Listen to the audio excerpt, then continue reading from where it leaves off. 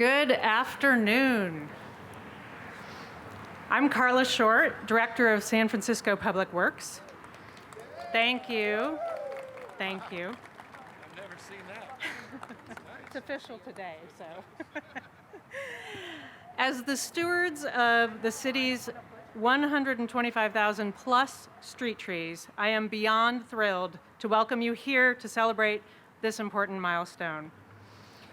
We also wish to acknowledge today that we are here on the unceded ancestral homeland of the Ramaytush Ohlone, the original people of the San Francisco Peninsula. Public Works is committed to working with the city's indigenous groups to further understanding the history of the land.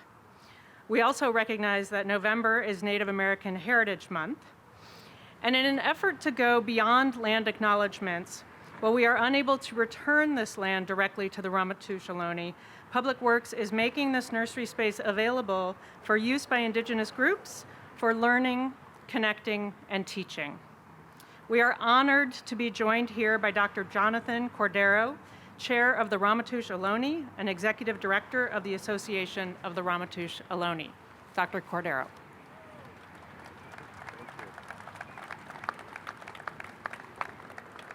Hershatuhi, greetings everyone. In partnership with the City of San Francisco's Department of Public Works, the Ramaytush Ohlone humbly supported grant applications for tree planting or the greening of marginalized communities in Yalamu, which is our name for the City of San Francisco. We now stand here in support of the realization of that vision, the opening of the Street Tree Nursery. As Native peoples, our primary responsibilities are to care for the natural world and to care for the people who reside in our ancestral homeland, especially marginalized communities. Any project at the intersection of ecology and equity counts as a high priority for us, and so it was easy to offer our unwavering support for this project. The more justice-driven reasons for our support can be found in the following. First, we know that marginalized communities have less open space and greenery than others. By greenery, obviously, I'm referring to trees, parks, green belts, community gardens, etc. In fact, scientific studies continue to show a strong correlation between greenery and race and between greenery and socioeconomic status. Second, we know that being with nature has a positive impact on one's physical, mental, emotional, and spiritual health. In other words, this is a public health concern as well. There are, of course, other important ecological benefits. The Street Tree Nursery makes a significant contribution to addressing these kinds of ecological injustices present in the city of San Francisco, and it provides green job opportunities to members of the marginalized communities that it actually serves. We want to thank especially John Sway from the Department of Public Works, who shepherded this project through to fruition, Mayor Breed and the City of San Francisco, Governor Newsom and the State of California, and the numerous other supporters and grantors who made this incredible vision a reality. Thank you.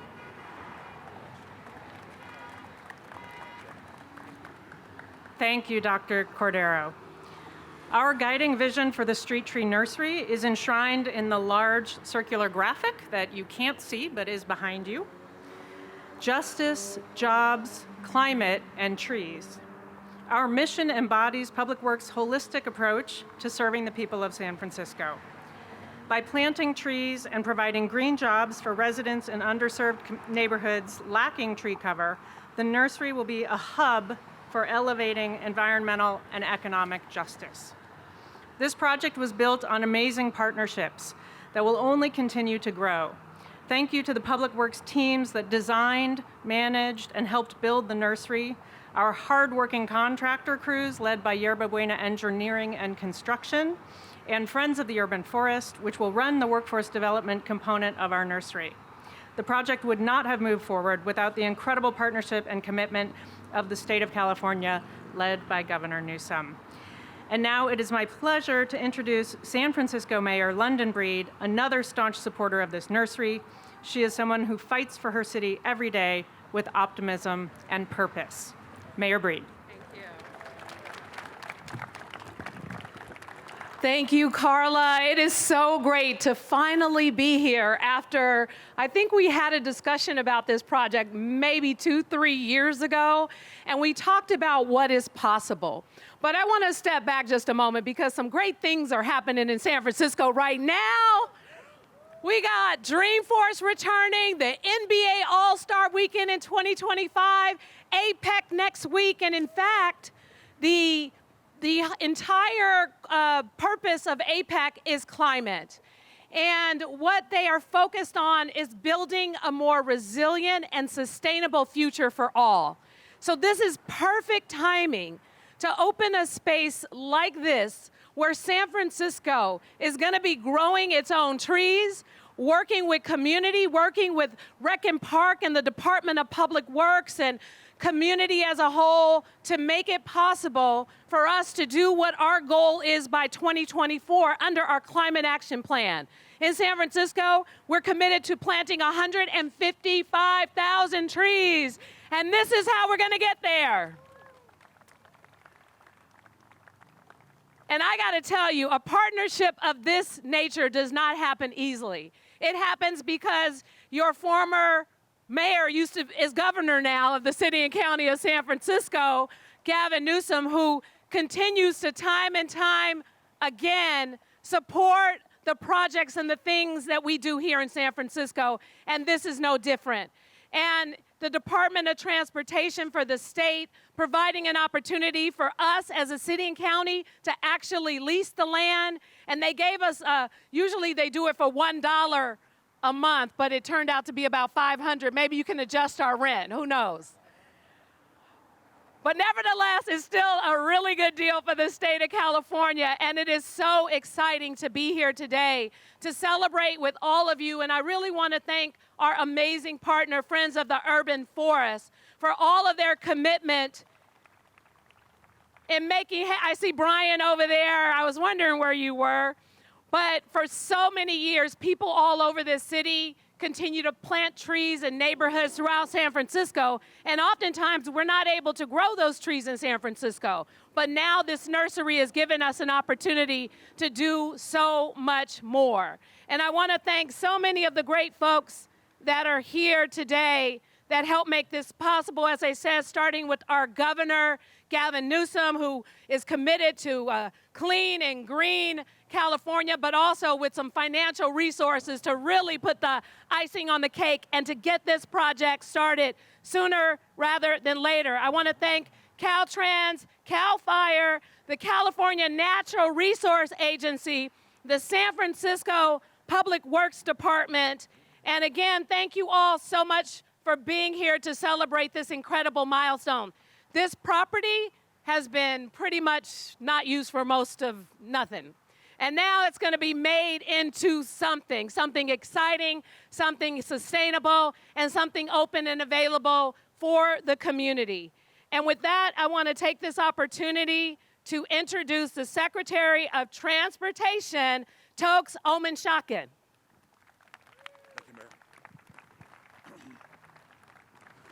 Good afternoon, San Francisco. How's everybody doing? Good, good, good. I want to start off mostly with thanks before I talk give you any details about how important this project is and how important the Clean California program, the vision for it has been for California.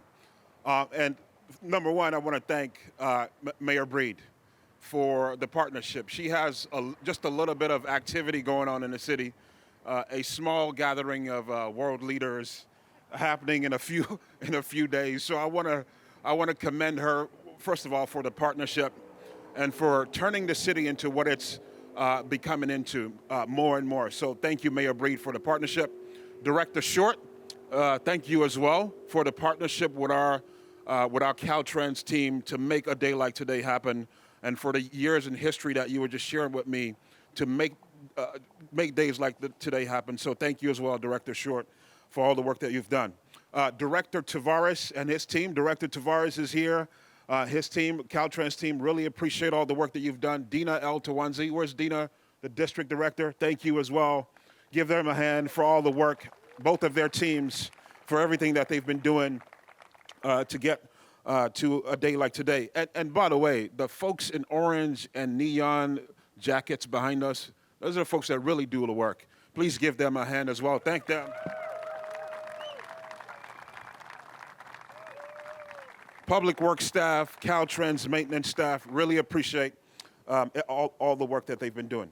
So before I get into the project just a little bit, and I'm going to try to be as brief as I can be, a day like today happens because of vision.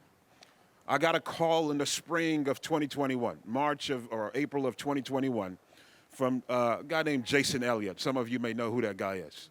And he says, hey, Governor wants you, I was the public works director at the time, said, hey, Governor wants to take on some increased maintenance activities in the state to brighten the look of our state right-of-way and our highways. And our budget at the time to clean up the entire state of California was $19 million a year. That was it.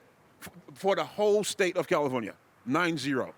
And so when Jason called me and I eventually talked to the governor, my proposal back to him was maybe like $110, $120 million to bump it up by 20 or 30 million. And Jason was just laughing on the phone. He's like, no, the governor wants you to have a vision. He wants you to dream about what the utmost you could possibly do for the right-of-way of the state would be. Ended up turning into a program called Clean California, more than tripled our budget to clean up the state's right-of-way, more than $300 million a year. But the part, yeah, please, a hand for that, for Clean California. But the part that I liked the most about it is the transformative nature. Not just go out to pick up litter, but to do programs like this, beautification efforts, landscaping, art in communities, and very importantly, providing opportunity for people, jobs being created. There are more than 300 people that were formerly homeless, experiencing homelessness, that have been hired by the Clean California Project just because of that vision. Yeah, please. Yeah, more than 300 people. It's amazing what that vision can do. So what has happened since 154 total projects across the state? Again, not just to pick up litter, but transformative efforts. We recently, just this year, the governor approved us moving forward with $15 additional million for transit projects. So BART, Muni, also getting funding, not just this right away, but transit stations across the state getting funding and support as well. 28 projects just in this district alone, and in the city of San Francisco, 4 projects and $9 million in the city. So kudos to the mayor for that as well. So on this project specifically, as I close, when I think about a day like today, this project is about people. This is about families. This is about children. Having access to things that they traditionally, in an urban setting, wouldn't have access to.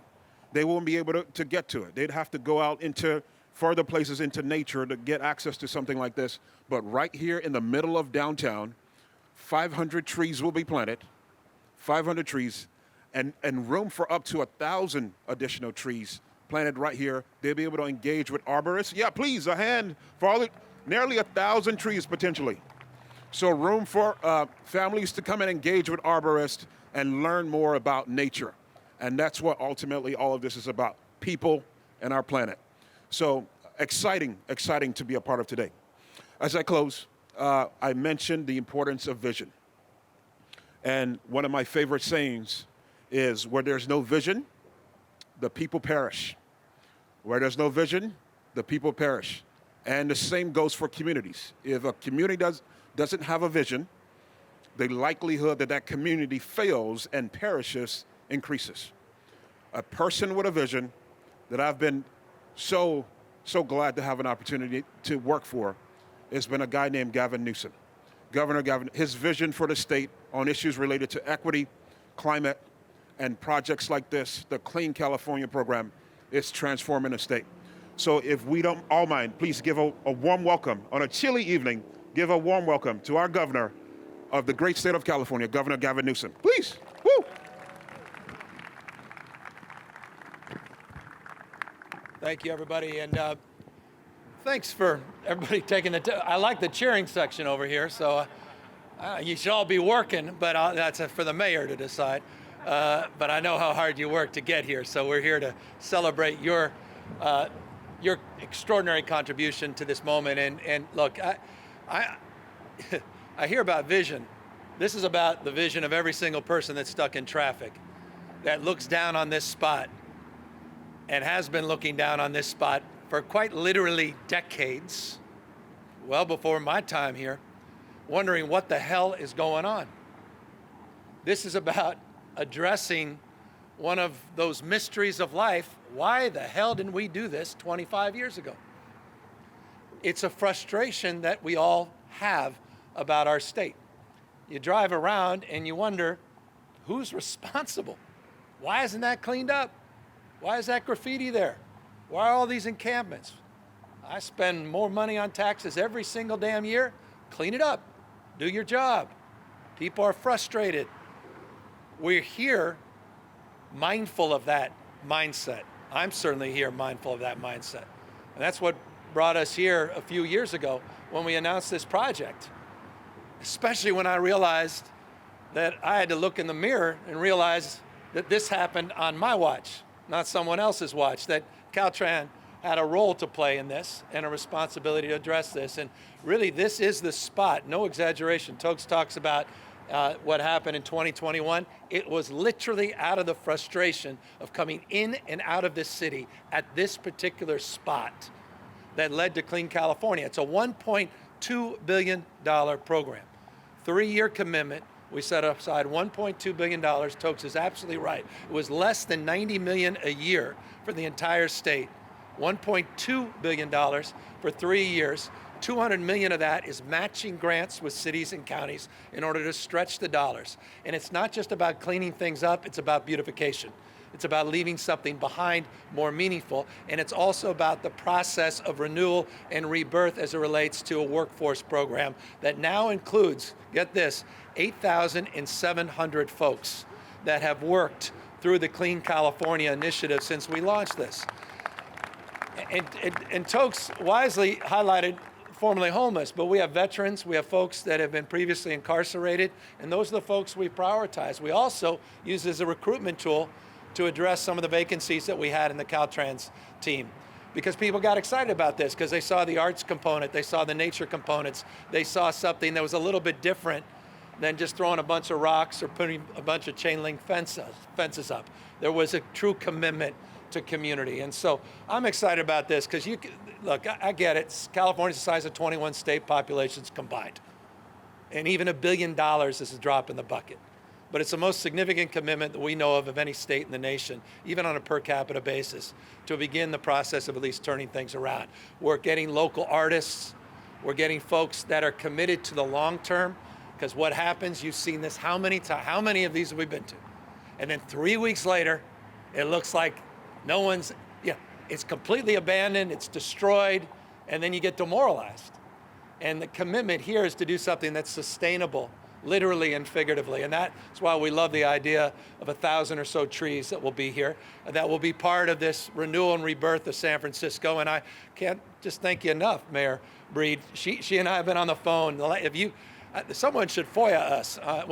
Maybe I shouldn't say that. Those sunshine requests, get our emails back and forth on just basic stuff. Like, what can I do on 7th Street, on 5th Street? What can we do on 6th Street? I don't care about this jurisdictional nonsense. How can we help? What do you need? And 90% of the time, it's literally time. It's like we've been waiting for an answer for a year and we can't get a return phone call. And it drives you crazy. It's not about money. All this is not about money. It really isn't. We put $3.5 million up for this. That's not insignificant, but the money's out there. It's about initiative, it's about commitment, it's about accountability, it's about leadership, and it's about collaboration, and it's about breaking down silos and all these stupid jurisdictions.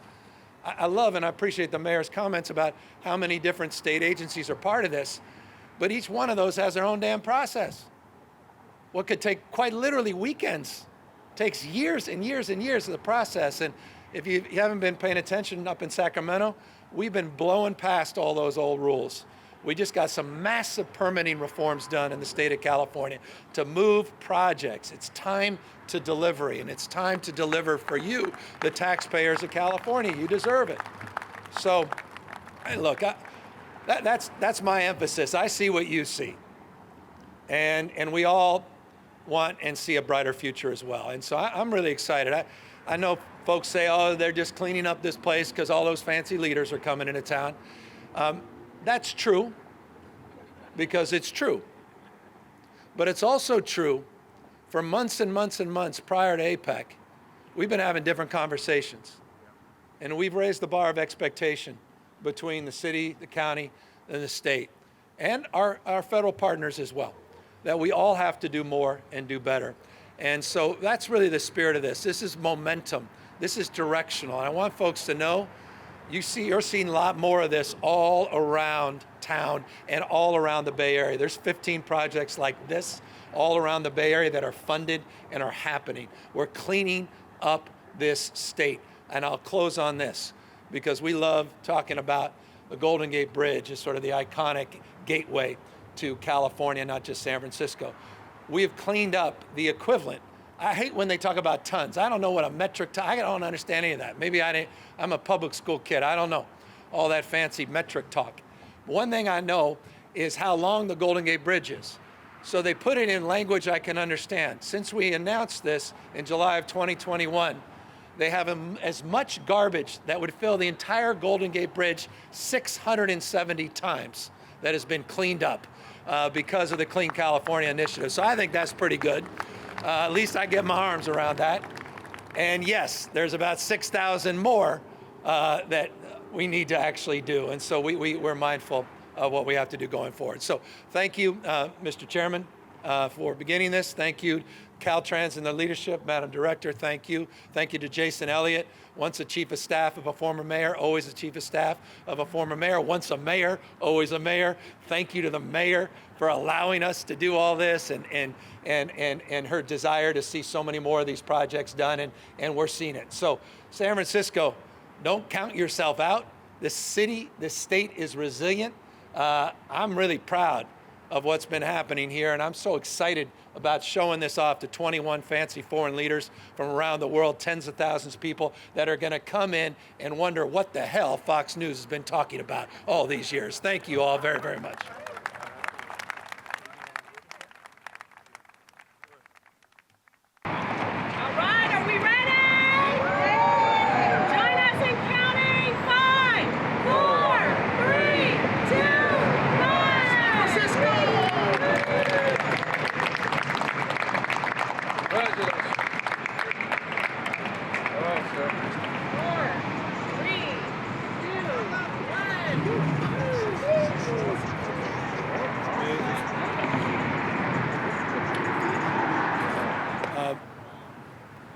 This has been an important initiative. We're seeing a lot of progress. I think Clean California has many different components. This is just one component part. Obviously, traditional cleaning up the garbage and graffiti up and down the state of California is one component part of it.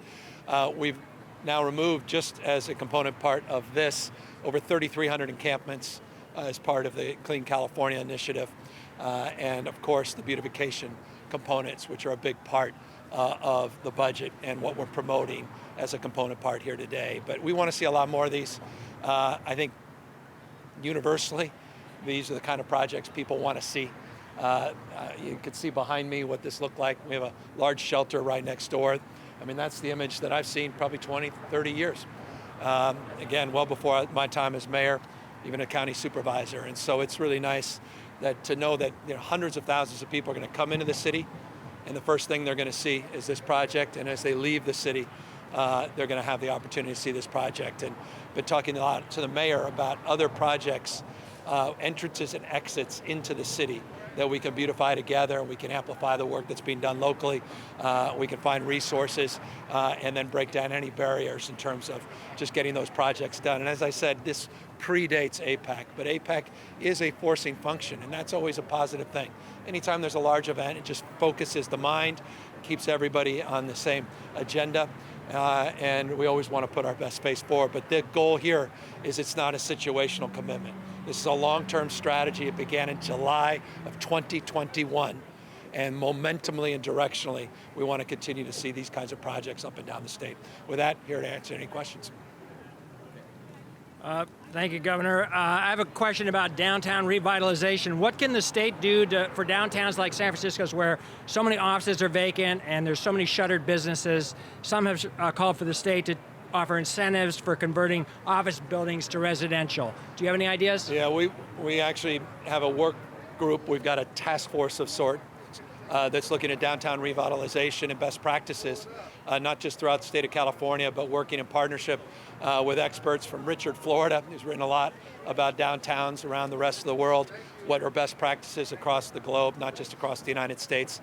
This is not a unique phenomenon to San Francisco. San Francisco has still got a lot of work to do, but nonetheless, we're recognizing that downtowns are changing. It's not just stacking people in offices, it's stacking people, period. And that force is a function of reimagining the future of downtowns and looking at zoning issues, looking at state components in terms of that zoning. We've done a lot, probably more than any administration in modern times, in terms of supporting locals to break down barriers as it relates to zoning and land use. And our commitment is to work with locals to do the same as it relates to their desire to move their downtowns in a different direction. But we formalized this work group. They've been meeting for about a year. You have a lot of legislative leaders from the Bay Area in particular that are very eager to engage on this process. And I imagine you're going to see some movement in this legislative session. As it relates to just tax incentives and the like, and increments, those are always a little more challenging. There's a lot of rules and regulations in that space, but those are certainly component parts of those discussions. Governor Newsom, urban California has dealt with an image problem nationally for years. And the last few, you talked briefly about that. Why did this take so long? And how far is this funded to keep on going? Because a lot of people are saying, you know, this kind of stuff should have been happening years ago. Well, it was. We started this in July of 2021. So we didn't wait for everybody to pile on. And we recognize the need to do a lot more. And we've invested unprecedented funds in these kinds of projects and these kinds of efforts. And at the end of the day, we can't do it alone. And that's why a component part of this is the matching grants that are also critical. We want everybody to have skin in the game. And the challenge always with these projects is who's going to maintain them after they're done.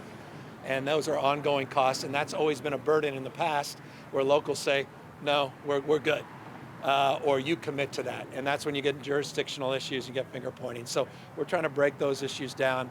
One of the first things we did a number of years ago, I think it was back in 2019, one of the things I was eager to do as a former mayor was address some of the legal issues and the jurisdictional issues on Caltrans sites that are directly in cities. And allow for cities to take over the state sites without issues regarding liability. And so we changed the memorandums of understanding, and we changed some of those legal rules and regulations to allow more collaboration. So there's some structural things that were done. There's unprecedented funding now in this space. And as I said, this is one of hundreds and hundreds of projects that are already complete or are underway throughout the state of California. This is a question for Mayor Breed. In light of APEC coming, what's being done or has already been done to clean up the city with that APEC just about to start? Just to be clear, we clean up the city every day. We have people who work for the Department of Public Works. They're out in the middle of the night, oftentimes, power washing the streets, picking up trash, getting what they need to out of the trash cans on a regular basis. So they are still out there doing the work that they have always done, and we will continue to do everything we can to maintain cleanliness in our streets. And I'll just give you one example. Early in the morning, whether it's UN Plaza, places in the Tenderloin, you have Department of Public Works employees out there doing everything they can to keep the streets clean. And we will continue to do that throughout APEC as well. And I'll just remind folks, this project, we didn't even know APEC was coming. When we launched this project, we had a press conference right here a few years back where we announced this. It wasn't considered in the context of APEC. It was considered in the context of improving the quality of life for all Californians and initiating that effort here in Northern California at this site first, and then a site that we picked in Southern California right up the freeway and near the 405 in Los Angeles. Thank you. I'm Megan with KCBS Radio. I have a clarification question on the number of encampments you said were cleared. Was that the state or right here, the 3,300?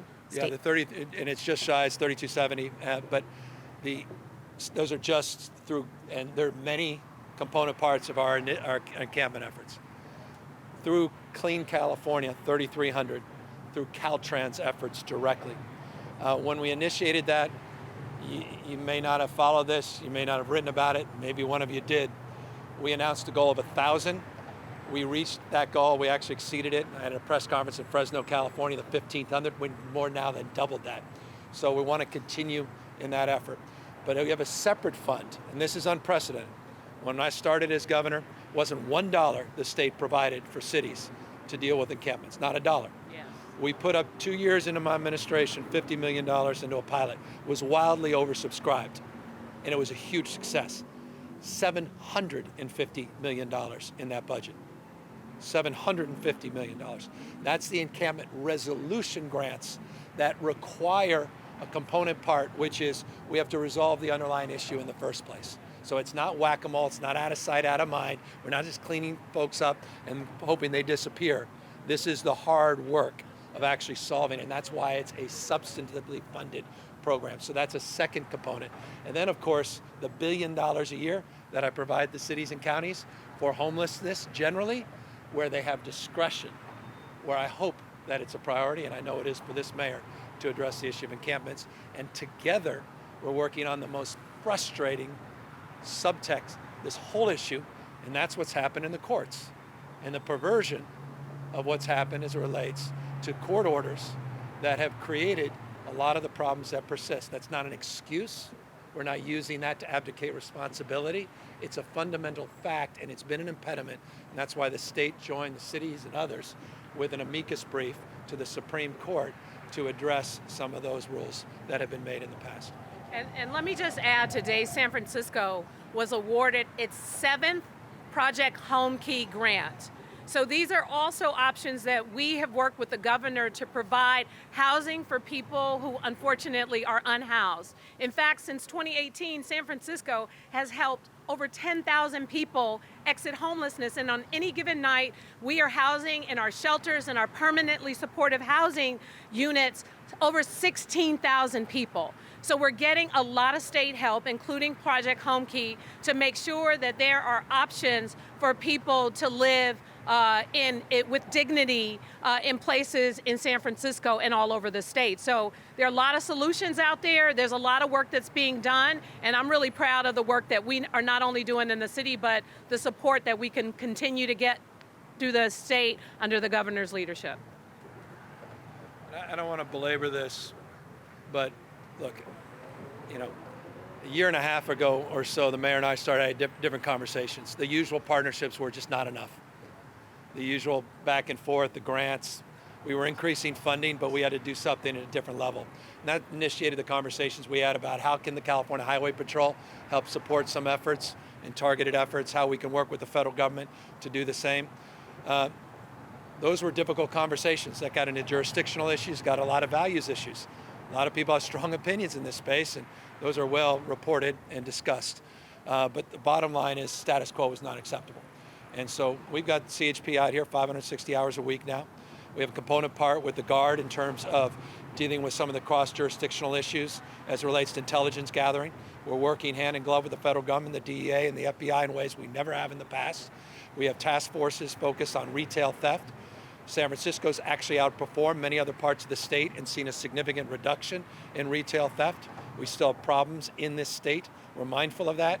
We put $800 million into our crime program, hiring another 1,000 CHP officers, and providing grants to help jurisdictions with prosecution and investigations.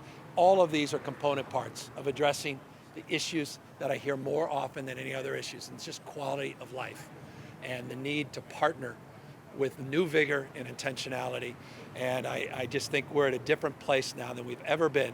And I say that as a former mayor, has worked with governors, and currently working with the legislature in partnership with them, with cities like San Francisco. I'm really encouraged directionally of the progress we're seeing. Governor, how important is it for the city to look when these leaders get here for APEC next week? Well, I've been in the city a lot. I've been seeing improvement consistently. So, as the mayor said, we're not just all waking up saying, "Hey, we should hire someone to clean the streets." I mean, this is what you do. This is the table stakes. But everything's got to get dialed up generally, just generally. And I think, obviously, anytime you put on an event, by definition, you have people over your house. You're going to clean up the house. You're going to make sure the kids, make their beds. Take the socks. Let's put them in the drawer, in the hamper. And that's, you have 21 world leaders. You got tens of thousands of people coming from all around the globe. What an opportunity to showcase the world's most extraordinary place, San Francisco. This is a crown jewel. I was just with President Xi. First thing he talked about was San Francisco. First thing he remembered was the Golden Gate Bridge when he was here in 1985. Should have seen the smile on his face. I mean, this is universe. This place is beloved. And its best days are in front of it, not behind it. And all those doomsdayers and all those negative folks, you know what? They haven't offered anything. They've offered nothing, no counsel, no advice, no direction, no support. And one thing we are doing is offering hope to folks that we are going to get to that next level. And I've seen it every single day. Those were some tough years, COVID. A lot of things happening all across this country. And we're working our way through that. And I feel really good about this small little drop in the bucket. But it's a symbolic and a substantive one, and it's one of many things that are happening.